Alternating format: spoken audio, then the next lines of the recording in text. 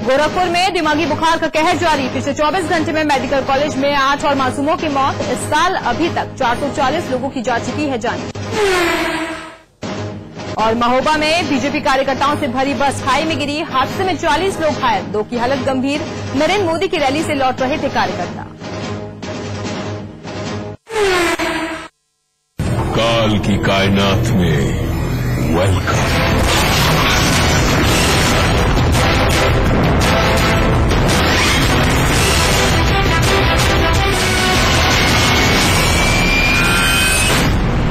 तो बिल्कुल दोस्तों, आपके साथ मैं हूं नितिशा, जो हर बार की तरह आपसे मिलवाने एक खास शख्सियत को लेकर आई है। ये वो है जिन्होंने कंपनी और शूट आउट एट वडाला में दनादन गोलियां बरसाई और उसके बाद साथिया से लड़कियों के किस्ना बन गए।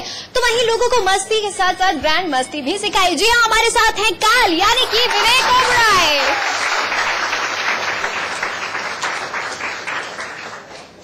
Welcome Vivek. Thank you so much, आपने इतना प्यारा वेलकम दिया और आपके सभी समाचार प्लस की पूरी क्रू ने इतना प्यारा वेलकम दिया, उसके लिए thank you so much. Thank you. तो विवेक, अभी तक आपने लोगों को हंसाया, अभी तो आप ग्रैंड मस्ती कर रहे थे और अब अचानक काल लोगों को डराने आ रहे हैं। आई थिंक यही तो एक्टर का मजा है, नए नए चैलेंजेस। मजा इस बात का है कि आप 2 महीने के अंतर्गत एक फिल्म ऐसी करते हैं जहां पे लोग हंस के पेट पकड़ लेते हैं, और उसके बाद एक ऐसी फिल्म करते हैं जहां पर लोग आपको देखकर डरते हैं। तो आई थिंक एक एक्टर की वर्सेटिलिटी ऐसी अलग अलग परफॉर्मेंसेस करने से शायद उभर के आती है।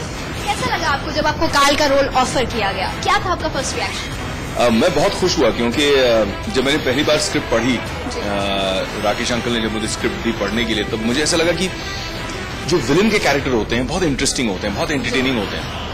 और ऋतिक ने मुझे कहा था कि यार ये रोल मैं प्ले करना चाह रहा था, लेकिन पापा बार बार कह रहे हैं कि नहीं, ये मैंने विवेक के लिए लिखा है तो ये विवेक ही प्ले करेगा। और जब गुड्डू अंकल मुझसे मिले, राकेश जी मुझसे मिले, उन्होंने मुझसे कहा कि बेटा ये रोल मैंने आपको मन में रखते हुए लिखा है।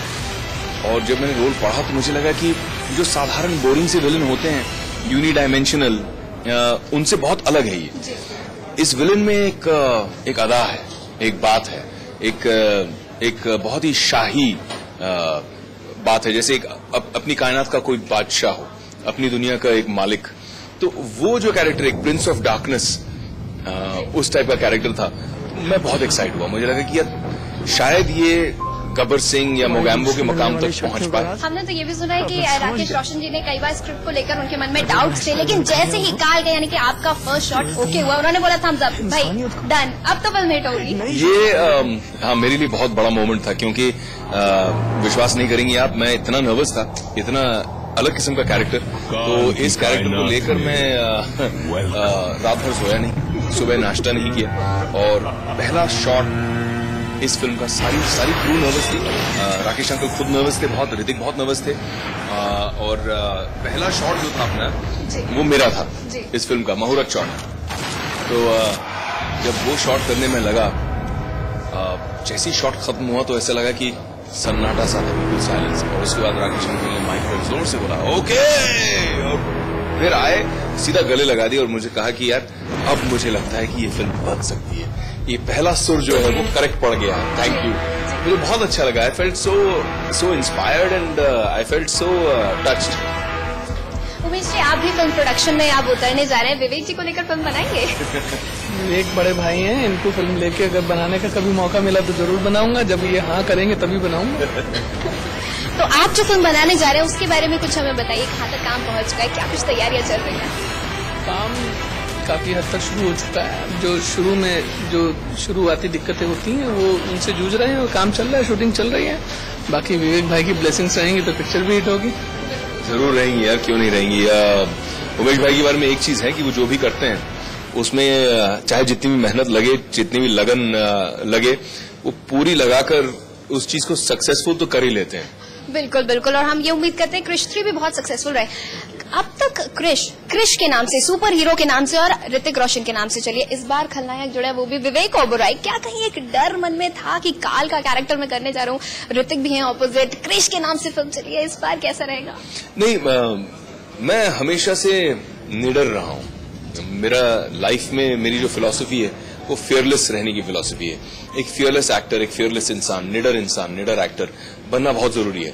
क्योंकि जब तक आप डरते रहेंगे तब तक आप नई चीजें नहीं करेंगे, आप नए चैलेंजेस ट्राई नहीं करेंगे, क्योंकि आपके मन में यही चलता रहेगा, अरे यार मैं अगर फेल हो जाऊं तो मैं डरता नहीं हूं। और काफी बार फेल हो चुका हूं, काफी बार मैंने फिल्में की हैं, अलग किस्म की फिल्म करने की कोशिश की और फ्लॉप हो गई है, बैकफायर कर गया है मामला, बट उतनी ही बार सक्सेस भी मिली है। तो आई थिंक निडर होना चाहिए और बिंदास होकर काम करना चाहिए। मुझे ऐसा लग रहा है कि क्रिश 3 में जो सुपर विलन का किरदार है, ये इस किरदार को लोग सराहेंगे और मुझे लगता है कि पहली बार इस किस्म का एक किरदार क्रिएट करने का मौका जो मुझे मिला है वो एक बहुत बड़ा ऑनर है। एक दौर भी अब बदल रहा है। पहले हमारे पास खलनायक हुआ करते थे, कुछ एक्टर्स थे, अमरीश पुरी हो, प्राण साहब हो, जो कि सिर्फ खलनायकी किया करते थे। अब धीरे धीरे एक्टर्स जिनको हम हीरो के अवतार में देखते हैं, आज तक आप किसना बने हैं, साथिया में तो लड़कियां दीवानी हो गई थी आपकी, और अब आप खलनायक बनने जाने ग्रे शेड्स आपने किए हैं, लेकिन ये पहला मौका होगा जब आप एक्चुअली एक विलन का किरदार निभा रहे हैं। इतना बड़ा ये चेंज बॉलीवुड में आपको लगता है सफर में? ये बड़ा चेंज है और मुझे लगता है कि आजकल की जो आप जैसी खूबसूरत लड़कियां जो हैं वो बैड बॉयज को भी पसंद करने लग गई हैं। तो आई थिंक कि पसंद तो करना पड़ेगा। Thank you so much. तो आई थिंक कहीं ना कहीं मुझे लग रहा है कि ये सुपर विलन का किरदार जो है ये इसे लड़कियां भी पसंद करेंगी, और हमने जानबूझ के एज अ विलन इसको बहुत पावरफुल और एट द सेम टाइम कह सकता हूँ शायद सेक्सी बनाया है। ये बहुत सेंसुअल टाइप का कैरेक्टर भी है, ट्विस्टेड सा है। जैसे लोगों ने बैटमैन में जोकर को बहुत अप्रिशिएट किया था, तो मुझे लगता है कि होपफुली आशा तो यही कि लोग इसी तरह काल को भी अप्रिशिएट करें। क्या कुछ तैयारियां आपने की इसके लिए? क्योंकि एक तो आप हैदराबाद में शूट कर रहे थे, मैं खुद हैदराबाद में रही हूँ, 45 डिग्री के आसपास हमेशा तापमान रहता है, और आपका कॉस्ट्यूम जो हमने देखा बहुत ही हैवी है। कैसे कर रहे थे आप मैनेज सब कुछ भाई? तो शुरुआत में तो 3.5 महीने लगे मुझे सिर्फ इस फिल्म के लिए होमवर्क करने के लिए, और हर चीज यानी कि जो कैरेक्टर का लुक है, जिस कैरेक्टर की जो मानसिक अवस्था है कि वो यहाँ कैसे पहुंचा है, उसके सोचने का ढंग, उसकी विचारधारा, उन सब चीजों पे बहुत काम करना पड़ा। उसके बाद जब हम एक्चुअल शूटिंग पर पहुंचे हैदराबाद में, तो 48 से 50 डिग्री की गर्मी थी।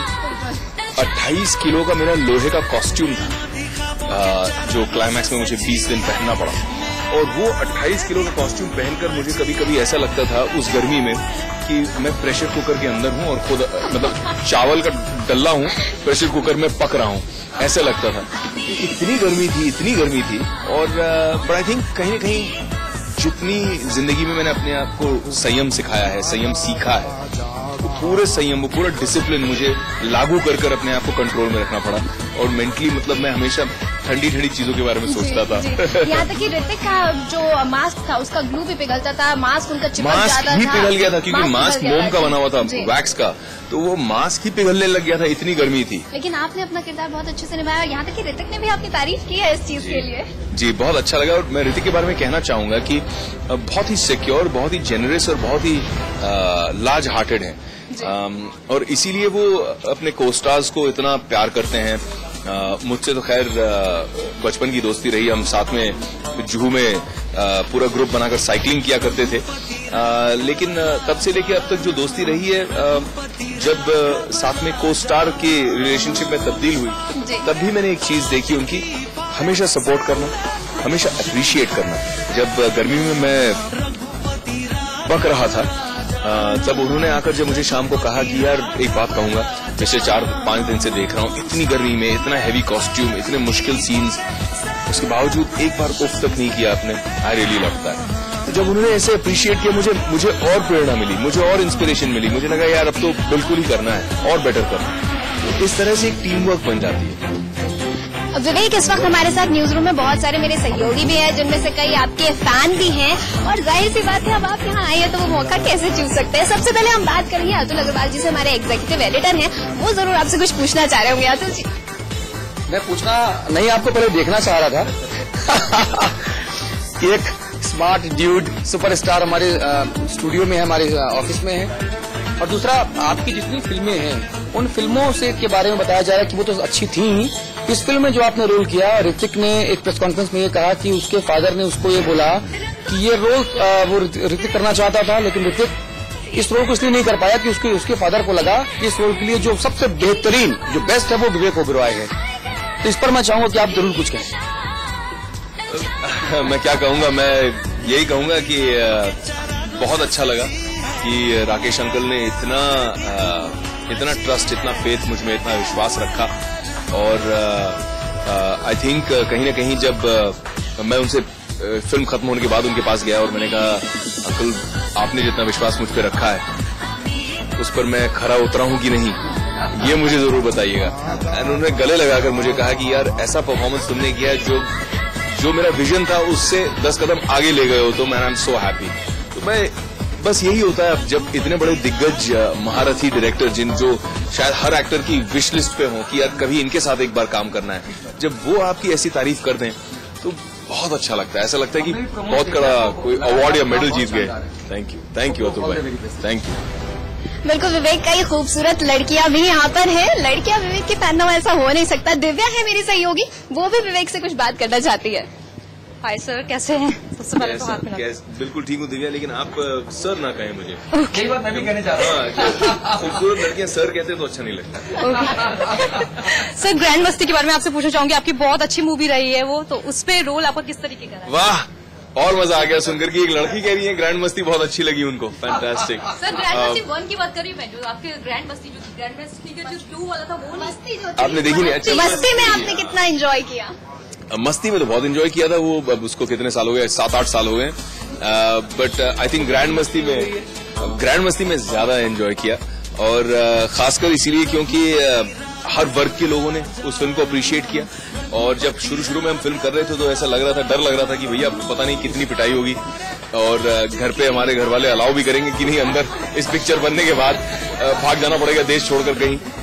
लेकिन जिस प्रकार का यहाँ पे रिस्पांस मिला, खासकर मुझे याद है रिलीज के दिन में दिल्ली था, और दिल्ली में यहाँ पे एक पीवीआर है, तो पीवीआर में गया हुआ था मैं वहां पर। और जैसे स्क्रीन में एंटर किया दिल तो धक-धक कर ही रहा था कि भाई परीक्षा दी है, टेस्ट का जो रिजल्ट आता है, जैसे एग्जाम का रिजल्ट आता है, तो वैसे ही हर एक्टर को लगता है अपनी फिल्म के फ्राइडे के दिन।